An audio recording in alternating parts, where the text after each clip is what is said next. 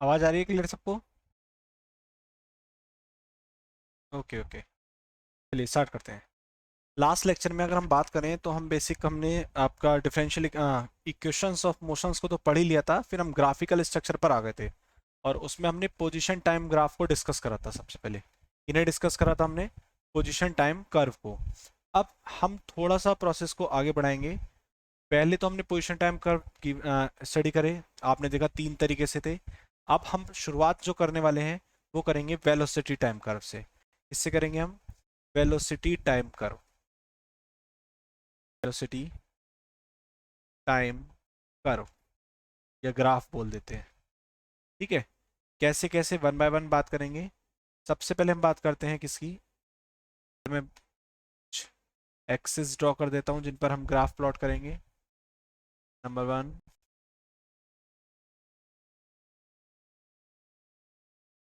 Number two and number three. ये हमने तीन एक्सिस ड्रॉ करी। वन बाय वन बात करेंगे। देखिए फर्स्ट ग्राफ की बात करें अगर हम, तो फर्स्ट केस स्टडी करते हैं हम किसके लिए, फॉर यूनिफॉर्म मोशन।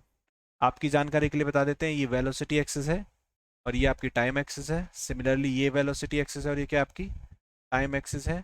ये वेलोसिटी एक्सिस है और ये क्या है आपकी टाइम एक्सिस है। अब हम सबसे पहले बात करेंगे किसकी, फॉर यूनिफॉर्म मोशन। इसकी बात कर रहे हैं हम, यूनिफॉर्म मोशन की बात कर रहे हैं। और जब मैं यूनिफॉर्म मोशन की बात करता हूँ तो मेरे मन में क्या आता है कि जो ऑब्जेक्ट है वो एक पर्टिकुलर वेलोसिटी से मूव कर रहा है। ऑब्जेक्ट क्या कर रहा है, एक पर्टिकुलर वेलोसिटी से मूव कर रहा है। तो जब मैं कहूँगा पर्टिकुलर वेलोसिटी, मान लीजिए पर्टिकुलर वेलोसिटी ले ली, तो टाइम में कितना ही चेंज हो जाएगा, उसकी वेलोसिटी में चेंज नहीं हो रहा। वो क्या है आपकी कांस्टेंट है, वेलोसिटी क्या है आपकी कांस्टेंट है। तो आप देख सकते हैं यहाँ पर, मान लीजिए हमने कहा वो कितनी वेलोसिटी से मूव कर रहा था, यू वेलोसिटी से मूव कर रहा था। यू वेलोसिटी से मूव कर रहा है, टाइम कितना ही बढ़ता रहा है, उसकी वेलोसिटी क्या रहने वाली है, कांस्टेंट रहने वाली है। तो ये ग्राफ किसके लिए हो गया, यूनिफॉर्म मोशन के लिए हो गया। अब इस वेलोसिटी टाइम कर्व के अंडर का अगर मैं एरिया कैलकुलेट करूं, तो आप देख सकते हैं ये ओरिजिन है या जीरो पॉइंट मान लीजिए। जीरो से लेके टाइम कितना ट्रेवल कर लिया टी, जीरो से लेके वेलोसिटी कितनी ट्रेवल कर ली यू। तो अगर मैं इसके अंडर का एरिया, तो एक रेक्टेंगल शेप बन गई है, ठीक है। तो area under, area under velocity time graph, area under velocity time graph. Area क्या निकलेगा अगर मैं इसकी नेमिंग करूं, A B C D, D, चार पॉइंट्स मान लीजिए, क्या जीरो है, ठीक है। इसके इक्वल होगा area of rectangle, area of rectangle, rectangle क्या है आपका ए बी सी डी के इक्वल होगा, के इक्वल होगा area of rectangle A B C D के इक्वल होगा। अच्छा रेक्टेंगल का एरिया क्या होता है, एल इन टू बी। मैं सीधे सीधे बोल सकता हूँ A B multiplied by B C, इस तरीके से लिख सकते हैं हम। देखिए आपने एक क्या ले लिया, एक ये साइड ले ली और एक ये साइड ले ली, इन दोनों का क्या ले लिया, प्रोडक्ट ले लिया। इन दोनों का हमने क्या ले लिया, प्रोडक्ट ले लिया, ठीक है। तो देखो ध्यान से, ए से लेके बी तक कितना है, जितना डी से लेके सी तक है, दैट इज ये हो जाएगा आपका T minus zero multiplied by B C कितना है, जितना आपका ए डी है, तो ये कितना हो जाएगा यू माइनस जीरो। तो यहाँ आप क्या देख रहे हैं, यहाँ सीधे सीधे क्या आ रहा है आपका, यार आपका, इसे पहले लिख लेते हैं तो वेलोसिटी और मल्टीप्लाइड बाई किसके है, टाइम के। और अगर हम वेलोसिटी और टाइम के प्रोडक्ट की बात करें, तो वेलोसिटी और टाइम का जो प्रोडक्ट होता है वो हमें क्या देता है, डिस्प्लेसमेंट। क्या देता है, डिस्प्लेसमेंट। क्योंकि हमने पढ़ा है वेलोसिटी इक्वल टू क्या होता है, डिस्प्लेसमेंट अपॉन टाइम। टाइम को अगर वेलोसिटी के प्रोडक्ट में ले जाएंगे तो हमें क्या मिलेगा, डिस्प्लेसमेंट मिलेगा। तो यहाँ से क्या पता चला कि अगर वेलोसिटी टाइम ग्राफ है और उसके अंडर का एरिया हम कैलकुलेट कर लें, किसके अंडर का, वेलोसिटी टाइम ग्राफ के अंडर का एरिया कैलकुलेट कर लें, तो हमें क्या मिलने वाला है, डिस्प्लेसमेंट मिलने वाला है। क्या मिलता है हमें, डिस्प्लेसमेंट मिलता है। इतनी बात सबको समझ में आई, बताइए जल्दी से, क्लियर है सबको, okay. Now curve number second की बात करते हैं। किसकी बात करते हैं, कर्व सेकंड की। इसे साइड में कर देता हूँ मैं, मार्किंग इस तरीके से। ये जो कर्व की बात करेंगे तो ये यहाँ पर हम कर्व ड्रॉ करेंगे इसके लिए। ये तो था हमारा यूनिफॉर्म मोशन के लिए, फर्स्ट कर्व किसके लिए था, हमारा यूनिफॉर्म मोशन के लिए। एक काम करता हूँ मैं, थोड़ा सा इधर का मिटा देता हूँ, दोबारा से बाद में बना देंगे, ठीक है। अब हम किसकी बात करने वाले हैं? Second case, for uniform acceleration, for uniform acceleration. और इस कर्व को बहुत ध्यान से देखेंगे। क्यों ध्यान से देखेंगे? क्योंकि इसी ग्राफ की हेल्प से आप इक्वेशन ऑफ मोशन को भी प्रूव करेंगे। तो जब मैं यूनिफॉर्म एक्सेलेशन की बात करता हूँ तो सीधे सीधे देखिए, एक चीज याद रखेंगे, कोई भी ऑब्जेक्ट अगर यूनिफॉर्म एक्सेलेशन में है, दैट मीन्स उस ऑब्जेक्ट के पास पहले से ही कोई ना कोई वेलोसिटी है। ऐसा नहीं है कोई ऑब्जेक्ट रेस्ट से चले तो आप उसे उसके लिए शब्द यूज करें यूनिफॉर्म एक्सेलेशन। अब मैंने बोला क्या कि चूंकि यूनिफॉर्म एक्सेलेशन में है तो कोई ना कोई वेलोसिटी है। मान लिया मैंने इनिशियल वेलोसिटी यू से, यूनिफॉर्म एक्सेलेशन, ठीक है। वो यूनिफॉर्म मोशन था, यहाँ पर एक्सेलेशन है। यूनिफॉर्म मोशन मतलब एक कांस्टेंट वेलोसिटी से मूव कर रहा है। यहाँ क्या है, वो वेलोसिटी इक्वल अमाउंट में बढ़ती जा रही है, एक्सेलेट हो रहा है। क्लियर है? नाउ देखिए ध्यान से, तो हम क्या देख रहे हैं, वेलोसिटी टाइम कर्व है और उसकी कोई ना कोई क्या होगी, इनिशियल वेलोसिटी होगी। कोई ना कोई क्या होगी, इनिशियल वेलोसिटी हमने क्या मान ली, यू मान ली। और आफ्टर टाइम टी, कब है इनिशियल वेलोसिटी, जब टाइम कितना है आपका, जीरो है। जब टाइम कितना है, जीरो है। और आफ्टर टाइम टी, जब टाइम कितना हो गया आपका, टी हो गया, तो उस सिचुएशन में इसकी वेलोसिटी कितनी हो गई, मान लेते हैं वी हो गई। कितनी वेलोसिटी हो गई इसकी, वी हो गई। अब बहुत ध्यान से देखेंगे क्या कंडीशन है। अब इस कर्व के दो चीजें निकल सकती हैं, एक तो एरिया भी निकल सकता है और क्या निकल सकता है, स्लोप है। एरिया भी निकल सकता है और क्या निकल सकता है, स्लोप भी निकल सकता है। तो पहले हम निकाल लेते हैं स्लोप। स्लोप निकालना मैंने आपको कल बताया था कि एक ट्राइंगल फॉर्मेट करवा लो। तो देखो ये एक ट्राइंगल फॉर्मेशन हो गया, इसका फॉर्मेशन हो गया आपका एक ट्राइंगल का फॉर्मेशन। जब ट्राइंगल का फॉर्मेशन हो गया तब उसके बाद हम क्या करेंगे, इस ट्राइंगल का नाम दे देते हैं कोई ना कोई। नाम क्या हो गया आपका, ए बी और सी। ठीक है, ए बी सी हो गया नाम इसका। बाकी इन पॉइंट्स को भी बोल दो, कुछ ना कुछ डी बोल दो, और ये पॉइंट बोल देते हैं हम ओ है। ठीक है, अब हमें क्या निकालना है, ये थीटा निकालना है। और यही थीटा क्या होगा, उसका स्लोप होगा।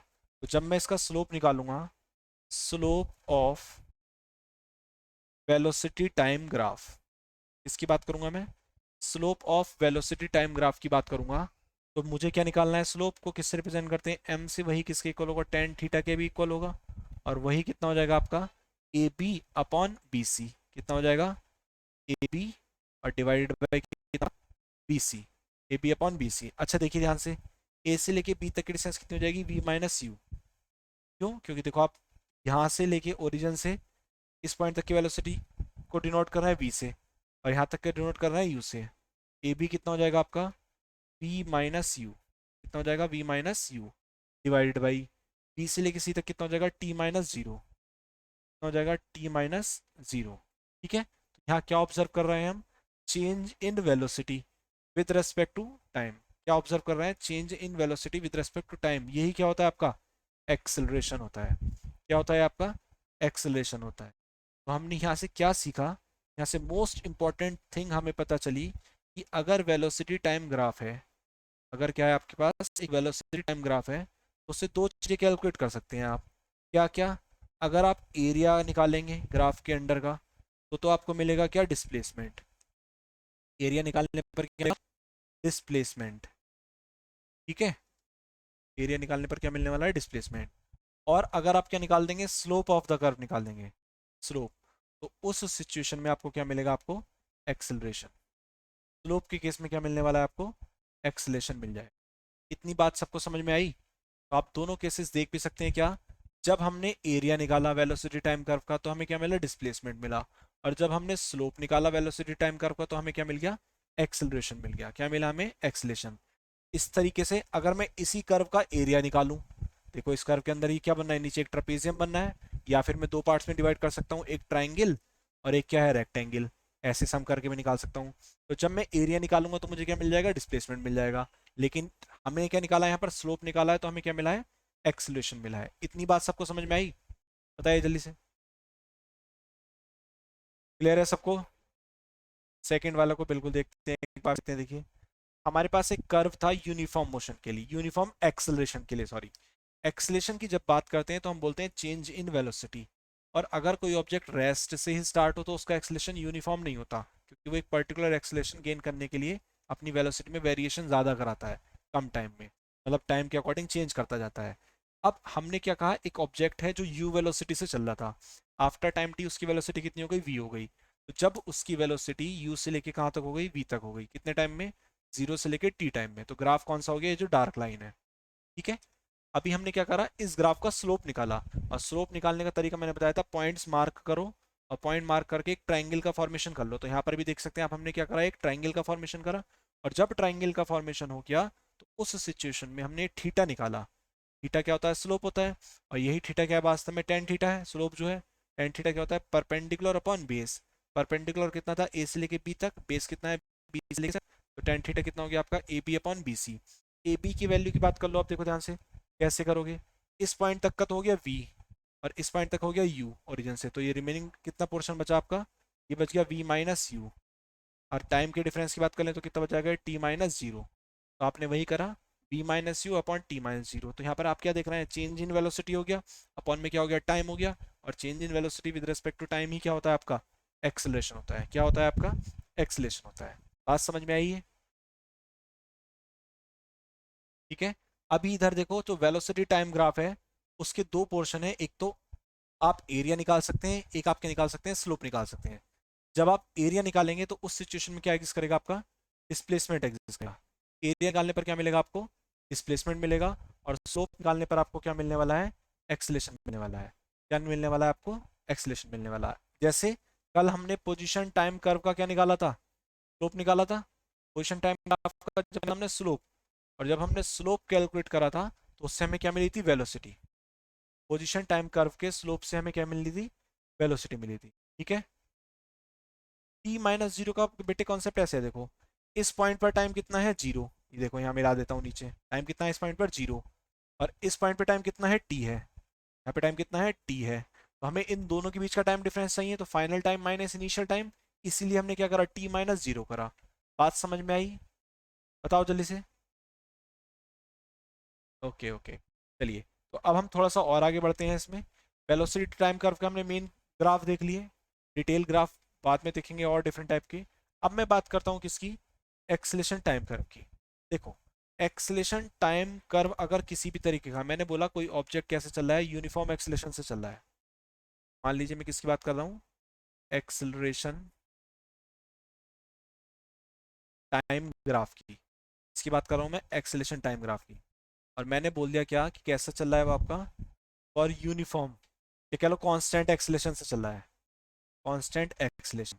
तो उस सिचुएशन में ये एक्सिस एक्सेलेरेशन की हो गई, ये एक्सिस किसकी हो गई, टाइम की हो गई। तो कांस्टेंट एक्सेलेरेशन है, टाइम कितना बढ़ता रहे, एक्सेलेरेशन फिक्स रहेगा। अब अगर इस ग्राफ के अंडर का एरिया निकाल दो, देखो इसका स्लोप तो एक्सेलेरेशन टाइम स्लोप निकाल के कुछ फायदा नहीं है, आप इसके ग्राफ के अंडर का एरिया निकालो, area under the, area under the acceleration time graph, acceleration time graph. तो वो जो एरिया होगा वो आपको देगा वेलोसिटी। क्या देगा आपको, वेलोसिटी, क्योंकि आप देख सकते हैं यहाँ टाइम अगर जीरो है तो यहाँ टाइम टी है, यहाँ वेलोसिटी जीरो है तो यहाँ वेलोसिटी, यहाँ एक्सेलेरेशन जीरो है तो यहाँ एक्सेलेरेशन मान लेते हैं ए। तो जब एरिया निकालूंगा तो ए इंटू टी करूंगा। वेलोसिटी क्या होता है आपका, acceleration into time, acceleration into time करने पर ही क्या मिलेगी हमें, वेलोसिटी मिलेगी। इतनी बात सबको क्लियर हो गई, समझ में आई सबको बात इतनी, बताइए जल्दी से। ठीक है, सभी को क्लियर है इतना।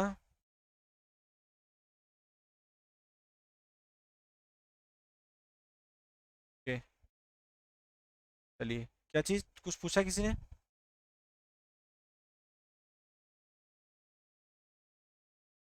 आप लिख के पूछिए, आपकी आवाज़ नहीं आ रही कार्तिक।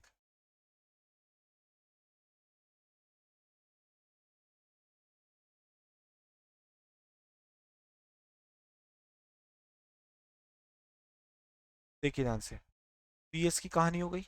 अब मैं आपको एक पर्टिकुलर ग्राफ में पांच ग्राफ डिस्कस कराऊंगा, और वो पांच के पांच ग्राफ के रहेंगे आपके इंपॉर्टेंट है।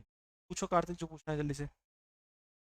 आपने पूछा इसको करने से क्या मिलेगी, हाँ बस वही बोल रहे हैं ना, जो भी, देखो मैं एक जनरल वे में बता देता हूँ, चलो आपको क्लियर हो जाएंगी सारी चीज़ें। क्या हमने ग्राफ कौन कौन से देखे, एक्स टी ग्राफ, फिर हमने वेलोसिटी का टाइम के साथ ग्राफ देखा, फिर हमने किसकी बात करी, एक्सलेशन टाइम ग्राफ की बात करी। एक्स टी ग्राफ का अगर स्लोप निकालोगे, क्या निकालोगे, स्लोप, तो मिलेगी आपको वेलोसिटी। क्या मिलेगी आपको? वेलोसिटी। ठीक है। अब देखो वेलोसिटी ग्राफ की दो चीजें निकल सकती हैं, या तो एरिया या स्लोप। अगर आप स्लोप निकालोगे वेलोसिटी टाइप ग्राफ का तो मिलेगा आपको एक्सेलरेशन। क्या मिलेगा आपको? एक्सेलरेशन। और एरिया निकालोगे अगर वेलोसिटी टाइम ग्राफ का तो क्या मिलेगा आपको? डिस्प्लेसमेंट। क्या मिलेगा? डिस्प्लेसमेंट। ठीक। एक्सेलरेशन टाइम ग्राफ की बात कर लेते हैं, इसका क्या कैलकुलेट होगा? स्लोप।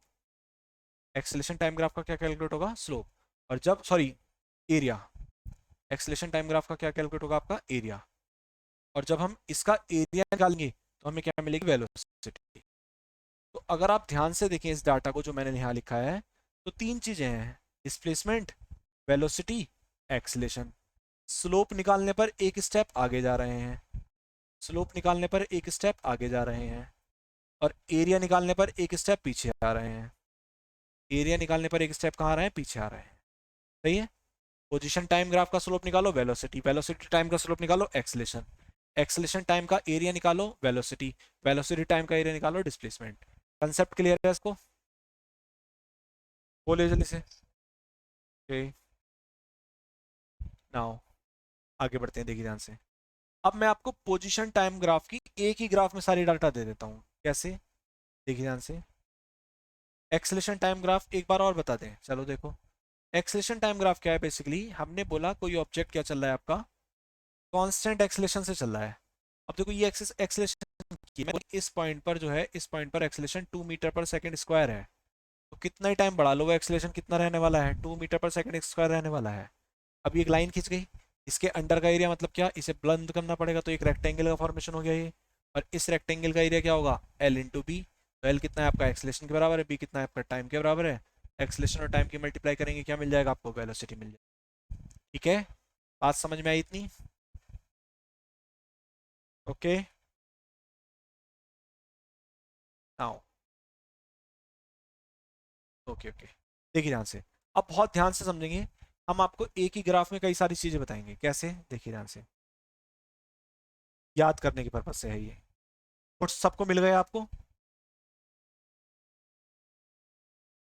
नोट्स सबको मिल गए? चलिए बहुत बढ़िया। ओके,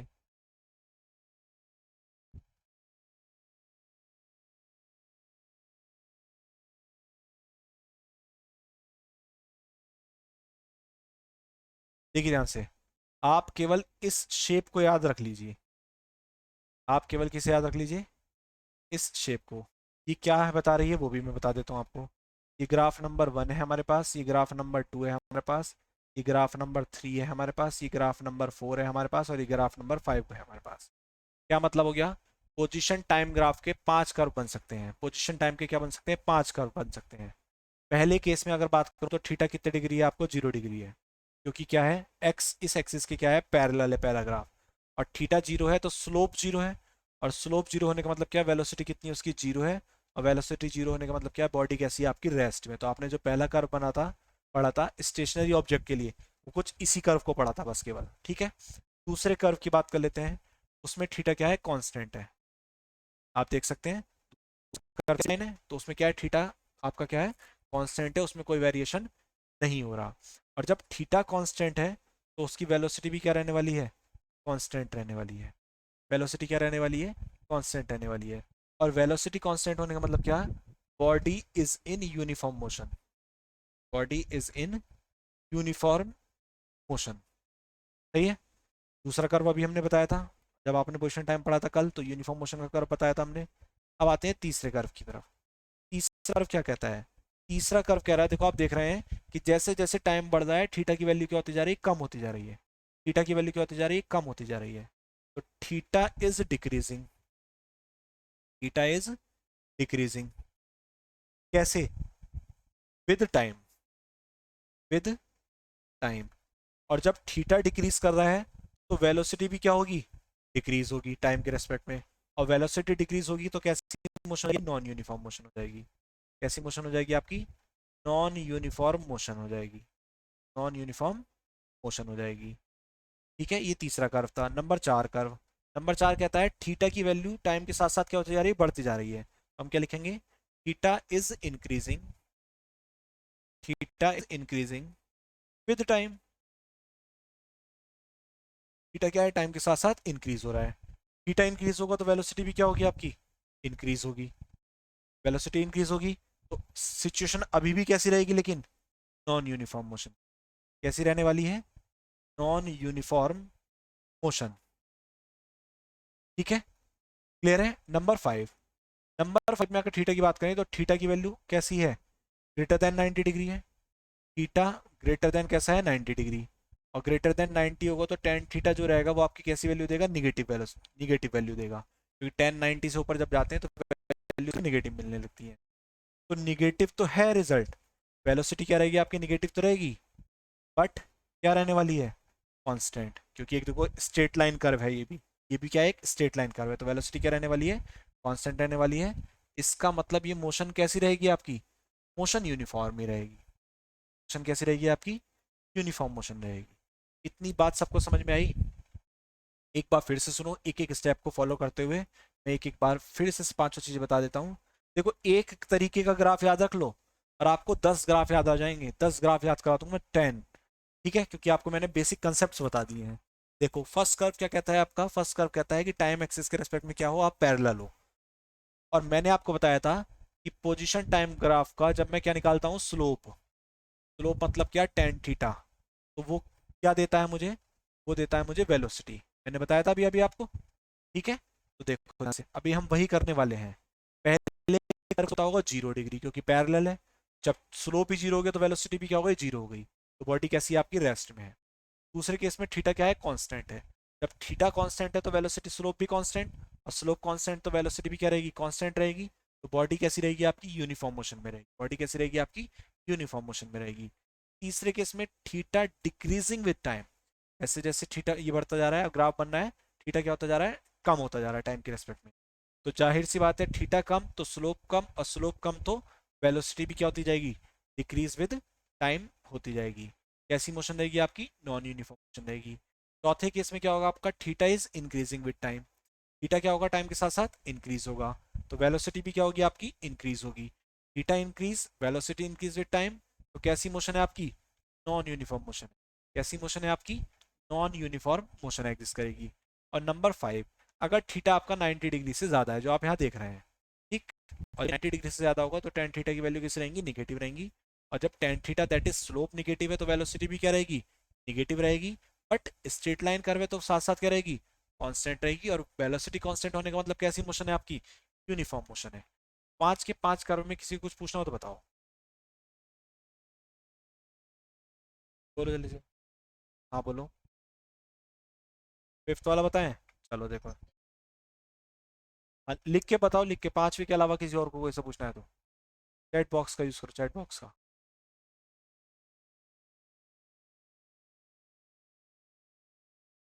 आवाज ऐसे क्लियर नहीं आ रही, आप चैट बॉक्स में लिख के बता दीजिए।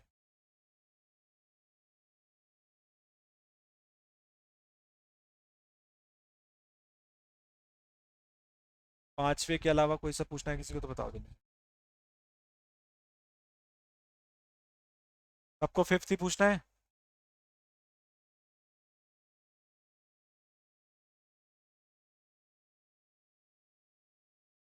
सबको फिफ्थ ही पूछना है।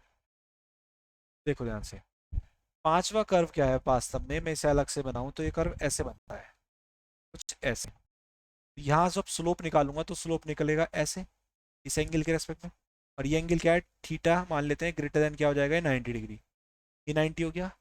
आपकी जो 10 0 10 30 10 45 10 60 10 90 तक की वैल्यू तो पॉजिटिव रहती है। लेकिन जैसे ही आप 90 से ऊपर जाते हो तो वैल्यूज आपकी 10 की निगेटिव मिलने लगती हैं। अब जब 10 थीटा ही निगेटिव है, 10 हमारे पास यही होती है वैल्यू, तो वेलोसिटी भी क्या हो जाएगी, निगेटिव हो जाएगी।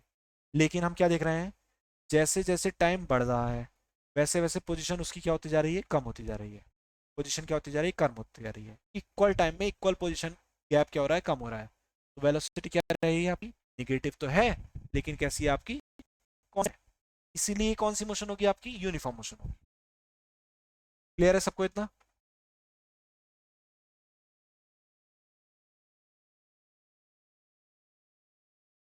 हाँ, ये करेक्टरिस्टिक समझने के लिए हैं, एग्जाम्स में बनाने के लिए नहीं आते हैं। एग्जाम्स में आएगा ऑब्जेक्टिव प्रॉब्लम, ऐसा नहीं बोलेगा कि ग्राफ मतलब इस तरह के क्वेश्चन नहीं बनते हैं कि पोजीशन टाइम ग्राफ बनाओ, लेकिन हाँ जो वेलोसिटी टाइम ग्राफ है उसके ग्राफ बनाने के लिए आते हैं। वेलोसिटी टाइम ग्राफ का एक ग्राफ बनाने के लिए आता है, क्यों? क्योंकि इक्वेशन ऑफ मोशन को प्रूफ करने के लिए, इक्वेशन ऑफ मोशन को प्रूफ करने के लिए आपको वेलोसिटी टाइम कर्व भी बनाना पड़ता है। तो वो ग्राफ कभी कभी आपको इंडिविजुअल बनाने के लिए आ जाता है। ठीक है, कैसे आता है वो आपका इंडिविजुअल बनाने के लिए आ जाता है। और पूछिए, किसी को पूछना है तो।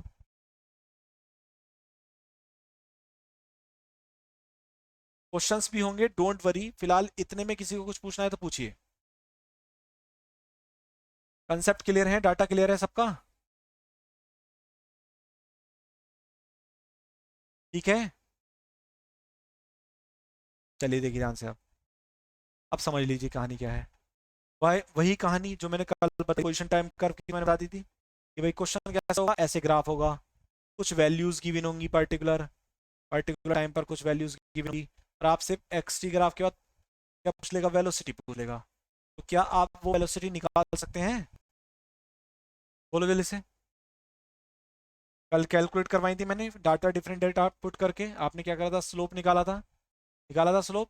सेम सिचुएशन अगर वेलोसिटी टाइम का आ जाए, मान लीजिए ग्राफ है, चलिए आंसर निकाल के बताएंगे आप। मैंने कहा इस टाइम एक्सिस है इस तरफ क्या है, ये वेलोसिटी एक्सिस है। मैंने इस तरीके से पॉइंट्स मिला दिए, ग्राफ आपका ये है जो स्ट्रेट लाइन जा रही है, ये वाली। ठीक है, ये वेलोसिटी एक्सिस है और ये क्या है आपकी टाइम एक्सिस। 2 सेकेंड, 4 सेकेंड और 6 सेकेंड। 2 सेकेंड 4 मीटर पर सेकेंड है, स्पीड कितनी है 4 मीटर पर सेकेंड। यहाँ कितनी है 6 मीटर पर सेकेंड, और यहाँ कितनी है 8 मीटर पर सेकेंड। तो एक्सेलेशन कैलकुलेट करना है, जल्दी से बताएं। वेलोसिटी टाइम कर्व का स्लोप निकालो और एक्सेलेशन निकाल के बताओ कितना आ रहा है, जल्दी से। Find the acceleration in this particular condition. 2 metre पर सेकेंड स्क्वायर एक्सेलेशन पूछा है ना, तो उसकी यूनिट के अकॉर्डिंग काम करेंगे। कैसे निकाला होगा, आपने 2 पॉइंट मिला दिए होंगे, आपने ये वाली डिस्टेंस गैप निकाल लिया होगा, ये वाला डिस्टेंस गैप निकाल लिया होगा। तो ये कितना देखो 6 - 4।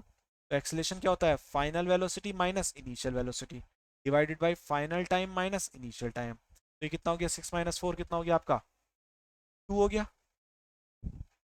और 4 - 2 कितना हो गया, 2 हो गया। 1 मीटर पर सेकेंड स्क्वायर आ रहा है आपका, 2 कैसे आया, कितना आ रहा है, 1 मीटर पर सेकेंड स्क्वायर आ रहा है। समझ में आया कैसे आया? आप कोई और से ले लो, आपका मन नहीं कर रहा है नहीं ले लो। अगर आप इस पॉइंट को ले रहे हो तो इसे ट्रायंगल बना लो एक ऐसे। और जब आप इसे ट्रायंगल में की फॉर्म में कंसिडर करेंगे, ऐसे ऐसे, तो आप क्या देख रहे हैं, ये 8 पॉइंट पे है, ये 4 पर है, और ये कितने पर है, 2 पर है। 8 - 4 कितना हो जाएगा आपका, 8 - 4 यहाँ पे कितना मिलेगा आपको, 4 मिलेगा। और 4 - 2 कितना मिलेगा यहाँ पे, सॉरी यहाँ कितना है आपका 6, टाइम के अकॉर्डिंग तो 6 है। 6 - 2 कितना मिलेगा आपको, ये भी 4 मिलेगा। तो एक्सलेशन कितना हो जाएगा फिर से, 4/4 that is equal to 1 metre पर सेकेंड स्क्वायर। बात समझ में आई सबको? क्लियर है सबको? चलिए अब आपका एक छोटा सा होमवर्क है, समझ लीजिए होमवर्क क्या है। आपके पास नोट्स तो हैं, नोट्स ना देखें, इस स्क्रीन का स्क्रीनशॉट लीजिए पहले। ले लिया स्क्रीनशॉट आपने सबने? Okay, now the homework is, मैं इस एक्सिस को वेलोसिटी एक्सिस कर दे रहा हूँ, और मैं इस एक्सिस को टाइम एक्सिस रहने दे रहा हूँ। तो आपको ये सारा डाटा लिख के बताना है कि क्या क्या टर्म्स होंगी यहाँ पर। वेलोसिटी टाइम कर्व है तो आप लोग क्या देगा, एक्सेलेरेशन देगा। इसका क्या देने वाला है आपको, एक्सेलेरेशन, क्योंकि भाई बीटी का ग्राफ है, इसका जब क्या निकालोगे, स्लोप निकालोगे, वो स्लोप क्या देगा आपको, एक्सेलेरेशन। तो उस एक्सेलेरेशन के लिए पांचों ग्राफ की एक्सप्लेनेशन करनी है आपको बिना नोट्स में देखे। हो जाएगा इतना? सभी कर लेंगे? ठीक है, इस तरह से आप वेलोसिटी टाइम कर्व के एक एक ग्राफ को डिस्कस करेंगे, first second third fourth fifth. पहले में क्या हो जाएगा आपका, आपका जीरो आ जाएगा। दूसरे में क्या होगा आपका, कांस्टेंट आ जाएगा। तीसरे में क्या होगा, डिक्रीज होगा थीटा, तो डिक्रीज हो सकता है। चौथे में क्या हो सकता है आपका, इंक्रीज हो सकता है। और पांचवे में आपका निगेटिव आ सकता है। और निगेटिव एक्सेलेरेशन का मतलब जरूरी नहीं होता हर केस में कि रिटार्डेशन ही हो, इस चीज को ध्यान रखेंगे। जरूरी नहीं है कहीं पे अगर निगेटिव एक्सेलेरेशन आ रहा है तो हर केस में वो रिटार्डेशन ही हो, ऐसा कोई जरूरी नहीं होता है। इस चीज का ध्यान रखते हुए आप इन कंडीशन को सॉल्व कर लेंगे। हो जाएंगी सबसे कंडीशन सॉल्व? चलिए,